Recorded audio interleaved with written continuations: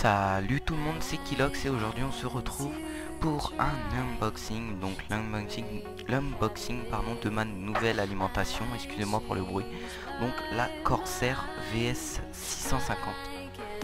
Donc pour commencer, ce n'est pas une alimentation modulaire. Donc vous pouvez la trouver aux alentours de 60 euros sur tous les sites LDLC, Top Achat, Amazon, Cdiscount.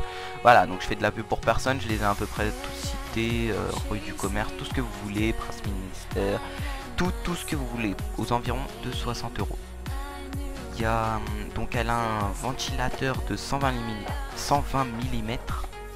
Elle est garantie 3 ans, donc vous allez voir pourquoi après. Donc elle a 80% d'efficacité et elle est certifiée 80 plus tout court, pas 80 plus bronze, pas 80 plus bronze, juste 80 tout court. Regardez, voilà, 230 watts VU. Donc les 230 watts EU, pardon. Donc les 230 watts, c'est pour signifier qu'elle fonctionne minimum à 230 watts. Donc on va pouvoir passer derrière. Donc voilà. Donc il y a des câbles, il y a des câbles PC, ATX, EPS, PCI, SATA et SATA. Voilà, donc ce que je peux vous montrer derrière, donc c'est juste ça. Donc là, elle est montée dans mon PC, je vais vous la montrer après. Donc j'ai eu un souci avec une alimentation Advance qui a explosé et j'ai cru que ça avait fait sauter tous les composants de mon PC, mais heureusement que non. Voilà, donc c'est tout pour l'unboxing de la carte. Donc je vous l'ouvre pas, enfin il n'y a pas grand chose à voir. Voilà, ça se présente comme ça. Vous avez l'alimentation de ce côté là, et puis ici il y a les câbles. Mais là il n'y a pas grand chose à voir, donc je vais passer directement à l'alimentation. On se retrouve tout de suite. Donc voilà, maintenant on se retrouve à l'intérieur de mon PC. Comme vous pouvez l'avoir, la carte graphique, l'alimentation est montée. Donc j'essaie de pas trop toucher parce que comme vous allez le voir, mon PC tourne. Voilà, donc vous pouvez voir ma carte graphique, tout ça. Donc oui, j'ai pas fait de câble management, vous allez le voir tout de suite. Clac, voilà, un petit Cooler Master 212 Evo, une petite alimentation. Voilà, donc l'alimentation est montée. Donc voilà, avant je vous explique mon problème. Avant j'avais pas cette carte graphique, j'avais une 610, une GT 610, parce que dès que je mettais cette carte graphique dans mon PC, dès que je passais sur un jeu, le PC s'éteignait. Donc là j'ai changé d'alimentation, donc c'était bien dû à l'alimentation. J'ai changé d'alimentation et maintenant là, dès que j'allume mon PC, que je joue, que je fais tout ce que vous voulez, il n'y a aucun souci. Donc c'est quand même une grosse carte graphique.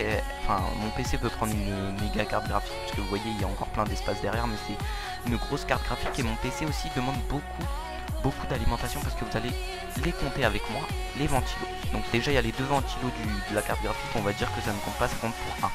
Donc il y a ce ventilo là qui a directement une prise intégrée à la carte mère, mais qui est alimenté par le 24 pins qui est ici. Je sais pas si vous allez bien le voir, voilà, le 24 pins qui est ici. Donc attendez, je vais juste, ça va bouger pendant 2 secondes, je vais faire un truc, hop, voilà, j'ai pris ma caméra d'une façon à ce que vous voyez tout.